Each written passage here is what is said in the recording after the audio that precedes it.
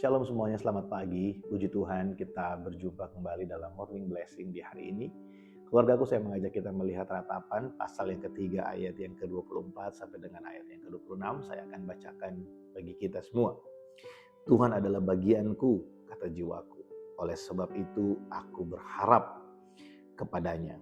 Tuhan adalah baik bagi orang yang berharap kepadanya, bagi jiwa yang mencari Dia.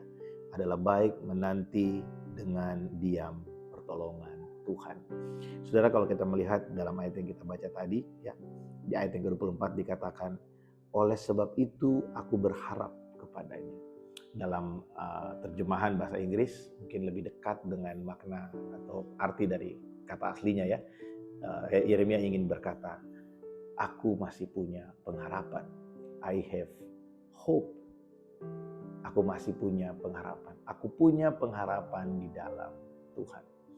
Keluargaku, kalau kita melihat perjalanan bangsa Yehuda, setiap kali mereka diserang oleh musuh, yang mereka cari bukan pertolongan dari Tuhan, yang mereka cari adalah raja-raja yang lebih kuat di sekeliling mereka dan minta ditolong oleh raja-raja tersebut. Mereka minta tolong kepada Asyur, mereka minta tolong kepada Mesir, dan mereka juga terakhir minta tolong kepada Babel, dan pada akhirnya mereka dibuang ke Babel oleh Nebukadnezar.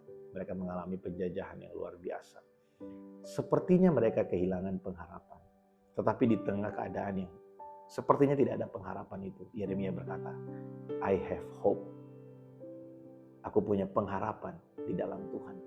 Pengharapan yang Yeremia maksudkan bukan pengharapan yang berdasarkan kekuatannya, bukan berdasarkan apa yang dia lakukan, tapi berdasarkan kasih setia Tuhan. Ya, yang di ayat-ayat di atasnya kita baca, kasih tidak berkesudahan, kasih setia Tuhan selalu baru rahmatnya setiap pagi, besar kesetiaannya.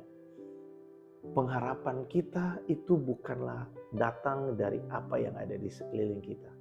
Pengharapan kita itu datang hanya dari Tuhan. Tuhan adalah sumber pengharapan yang sejati bagi setiap kita. Keluargaku, biarlah kita melihat kasih setia Tuhan. Kasih setia Tuhan berakar pada perjanjian. Tuhan mengasihi kita, itu adalah janjinya. Dan Tuhan yang kita sembah adalah Tuhan yang memegang perjanjiannya. Allah memang sepertinya nampak tersembunyi di tengah penderitaan.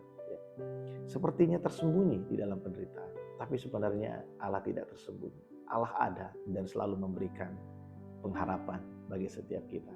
So hari ini mungkin kita ada di dalam keadaan yang sulit. Tapi mari kita punya pengharapan di dalam Tuhan.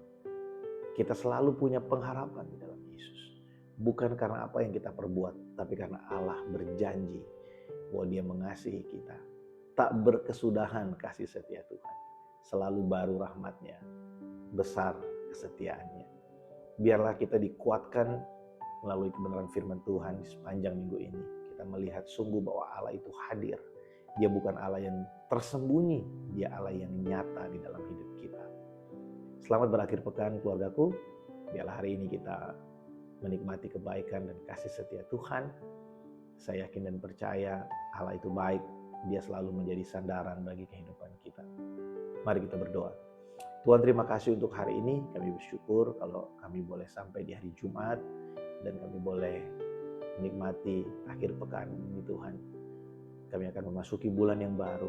Kiranya Tuhan menolong kami. Kiranya Roh Kudus menguatkan kami, berikan kami sukacita supaya di dalam segala penderitaan kami bisa melihat Tuhan sungguh hadir.